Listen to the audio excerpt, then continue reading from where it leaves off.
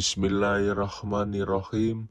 Assalamualaikum warahmatullahi wabarakatuh. Syukur Alhamdulillah kita bisa berjumpa lagi di channel ini. Sholawat dan salam selalu dan tetap tercurahkan kepada junjungan kita Nabi besar Muhammad SAW. Allahumma sholli ala Sayyidina Muhammad wa ala ali Sayyidina Muhammad.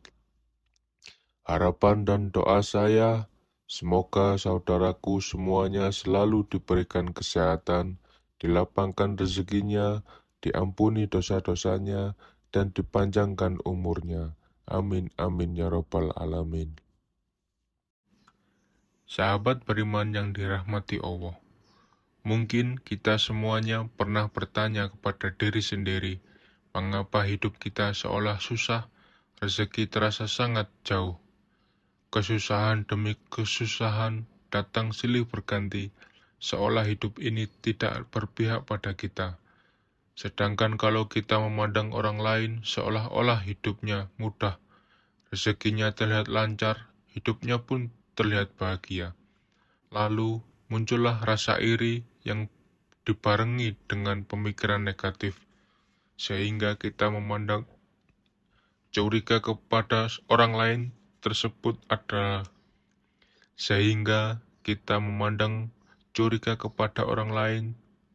dengan beranggapan jangan-jangan uang yang dihasilkan dari hasil korupsi, jangan-jangan dia dapat uang dari hasil menipu orang lain, atau jangan-jangan dia malah bersekutu dengan jin pesugihan, dan masih banyak yang lain.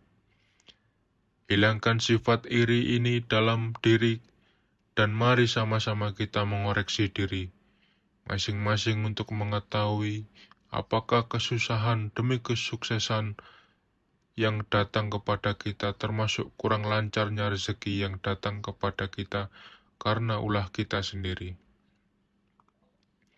Padahal kita tahu Allah Subhanahu wa Ta'ala tidak akan menganiaya hambanya. Allah Subhanahu wa Ta'ala senantiasa mempermudah jalan hambanya. Tapi kenapa masih saja seolah-olah rezeki sulit datang kepada kita? Sahabat beriman yang dirahmati Allah, perhatikan 9 hal yang akan saya sampaikan. Siapa tahu masing-masing dari kita masih ada yang melakukan hal-hal berikut ini. Yang pertama, apakah kita masih melakukan kemusyrikan atau berbuat syirik meski hanya dalam hati?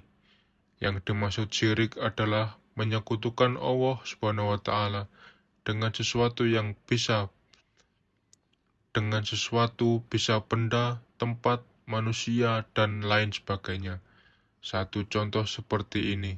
Ayo kita percaya bahwa rezeki yang datang kepada kita adalah karena kita mempunyai benda keramat, mempunyai petuah mendatangkan rezeki. Padahal rezeki hanya datang dari Allah Subhanahu wa Ta'ala melalui apa yang dikehendakinya. Apabila rezeki datang melalui seseorang, berterima kasihlah kepada Allah Subhanahu wa Ta'ala dan bersyukurlah kita dipertemukan oleh Allah Subhanahu wa Ta'ala dengan orang tersebut. Dan bukan beranggapan yang memberikan rezeki adalah si fulan, kalau tidak karena si fulan saya tidak bisa apa-apa. Jadi jangan seolah memuja-muja si fulan yang mampu memberikan rezeki kepada kita semuanya. Berterima kasih boleh-boleh saja, asal tidak terlalu berlebihan. Yang kedua, perhatikan sholat kita. Misalnya, sekarang kita hanya mengerjakan sholat 3 waktu, mulailah melengkapi menjadi 5 waktu. Misalnya masih malas, paling tidak tambah 1 waktu, kemudian di hari berikutnya tambah 1 waktu lagi. Dan jika sudah lengkap 5 waktu, pertahankan dengan cara bersegeralah menunaikan kewajiban saat terdengar panggilan azan. Hindari untuk menunda, karena disinilah awal sholat kita akan kembali seperti semula. Luangkan waktu yang hanya 10 menit untuk menunaikan ibadah sholat, karena waktu luang kita semuanya lebih panjang dibanding mengerjakan sholat yang hanya butuh waktu kurang lebih 10 menit saja. Lalu yang ketiga, hindari sebisa mungkin menyakiti hati orang tua kita. Apabila kita pernah berbuat salah atau mengucapkan perkataan yang menyakiti orang tua, mulai sekarang bangunlah dan meminta maaf kepada orang tua kita, karena ridho Allah Subhanahu wa Ta'ala ada pada ridho orang tua juga. Lalu, bagaimana kalau orang tua kita sudah meninggal, sedangkan kita pernah menyakiti hatinya dan belum sempat meminta maaf? Paling tidak, doakanlah mereka dengan doa yang baik dan meminta maaflah kepada Allah Subhanahu wa Ta'ala, karena sesungguhnya Allah Subhanahu wa Ta'ala Maha belas kasih kepada hambanya. Yang keempat, apakah kita memakan harta yang bukan hak kita? Dalam hal ini sangat luas dijelaskan, namun saya contohkan yang mudah saja. Dari setiap rezeki atau kekayaan yang kita dapat, ada hak dari fakir miskin, termasuk anak yatim piatu, yakni 2,5% untuk kita.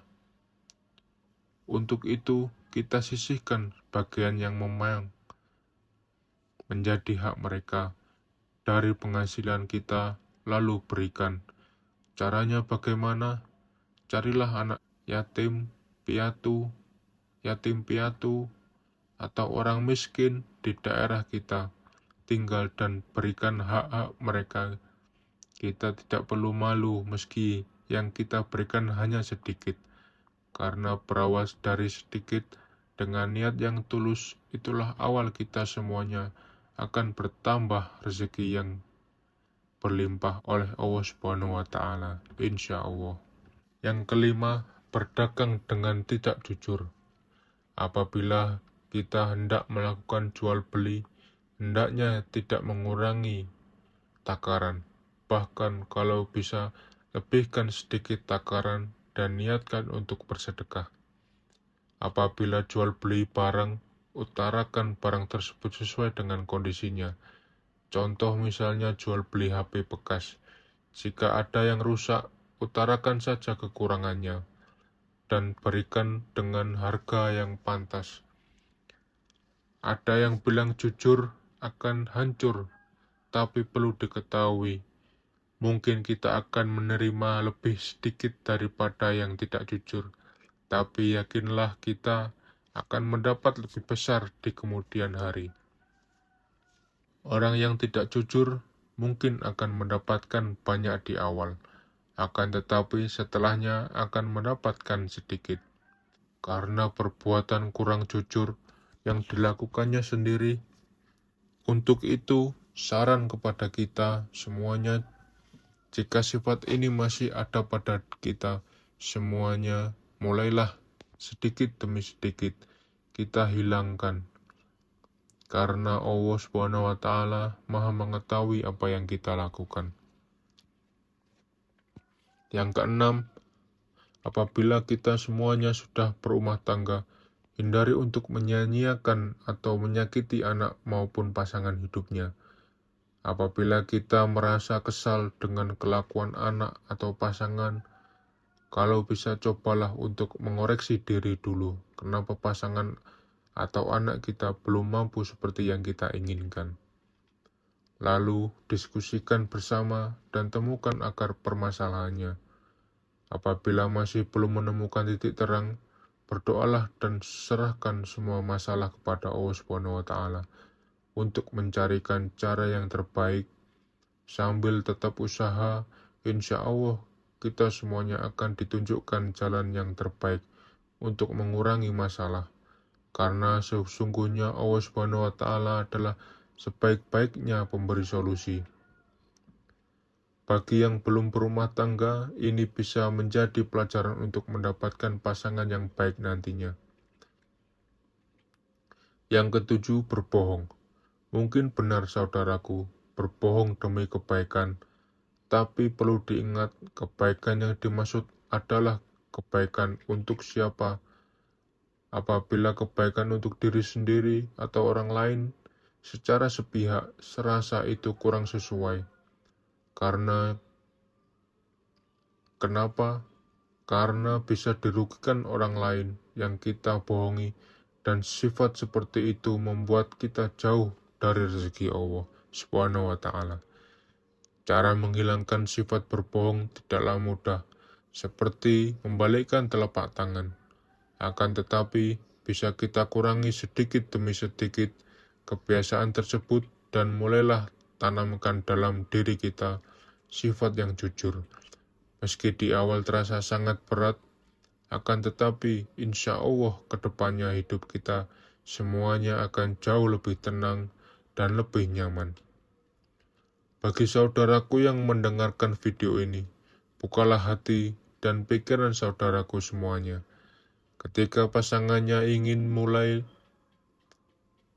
bersikap jujur, hindari urusan yang menyalahkan. Hindari untuk saling menyudutkan pasangan, dukunglah dengan perkataan maupun perbuatan yang baik. Dan mulailah untuk saling memaafkan. Insya Allah akan mendatangkan rezeki yang luar biasa dari Allah Subhanahu wa Ta'ala. Yang ke-8, memerintahkan atau berkuasa dengan sewenang-wenang. Maksudnya adalah apabila sedang menduduki jabatan penting atau menjadi pemimpin dalam rumah tangga, hindari untuk menyalahgunakan kewenangan demi kepentingan pribadi. Kalau dalam jabatan, saya contohkan memudahkan urusan orang lain dalam hal korupsi atau menipu. Seperti yang sudah saya katakan di awal, mungkin akan mendapatkan harta kekayaan yang banyak. Akan tetapi, pada akhirnya akan menyebabkan banyak masalah, baik dalam rumah tangga maupun dalam hal kesehatan. Dan bagi para pemimpin rumah tangga, hindari menyalahgunakan kewenangan dalam rumah tangga. Misalnya adalah menjadi pasangan atau anak layaknya pembantu rumah tangga. Perlu diketahui, pasangan maupun anak adalah partner dalam mengarungi samudera kehidupan. Untuk itu, libatkanlah mereka dalam memberikan pendapat selama pendapat itu baik dan tidak merugikan orang lain. Penyebab rezeki kurang lancar yang terakhir adalah pelit dalam pengeluaran zakat atau bersedekah. Sifat ini memicu kerezekian kita semuanya menjadi sulit. Di dalam ini saya mengatakan hukum alam itu berlaku. Maksudnya adalah apabila kita mempersulit mengeluarkan sedekah yang menjadi hak mereka, maka Allah Subhanahu wa Ta'ala pun akan mempersulit rezeki yang akan datang kepada kita. Mungkin ada yang bertanya, katanya Allah Subhanahu wa Ta'ala sangat luas memberikan rezeki. Kenapa kita dipersulit untuk mendapatkan rezekinya? Sebelum bertanya seperti itu, saya minta untuk tanyakan pada diri saudaraku semuanya. Karena Allah Subhanahu wa Ta'ala berdasarkan prasangka dari hambanya, jika hambanya mempermudah urusan orang lain dalam hal kebaikan, insya Allah Subhanahu wa Ta'ala pun akan mempermudah hambanya keluar dari segala kesulitan. Ada pepatah yang mengatakan, apa yang kita tanam, itulah yang kita tuai nanti. Sahabat beriman yang dirahmati Allah, itulah 9 penyebab utama kenapa seolah rezeki yang sangat sulit datang kepada kita. Untuk itu, bagi saudaraku semuanya yang mendengarkan video ini, mulai sekarang dan seterusnya, hindari dan tinggalkan sebisa mungkin 9 hal-hal tersebut. Dan mulailah menanamkan kebaikan untuk menuai kebaikan pula. Wallahu a'lam bishawab. Demikian yang bisa saya bagikan. Semoga bermanfaat untuk kita semua. Wassalamualaikum warahmatullahi wabarakatuh.